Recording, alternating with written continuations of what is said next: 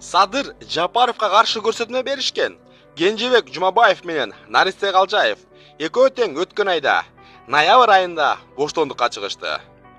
Бул эки жигитти экс-президентибиз Атамбаевдин зөөкүлөрү көк ала койдой кылып, өлөөрчө сабап, Садыр Жапаровга каршы көрсөтмө бересиңер деп кыйнап, жалган көрсөтмө алышкан. Башында булар кыйналгандарына деле карабай, макул болбой коюшкан. Анда буларды 8 жылга соттоп, түрмөгө тыгып, башка шарт коюшкан.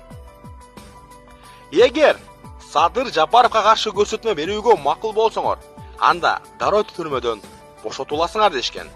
Булар айласы жок макул болушкан. Ошентип, экөөнүн миссиясы бүтөөрү менен Атамбаев өз указы менен кече эле ырайым помилование кылып, 1 жылга жеткирбей камактан бошотуп кетти. Азыр экөө эркиндикте. Эми ушунун баарын мурдагы премьер-министрибиз, азыркы президентибиз Сооронбай Жээнбеков жакындан көрүп эле турду да.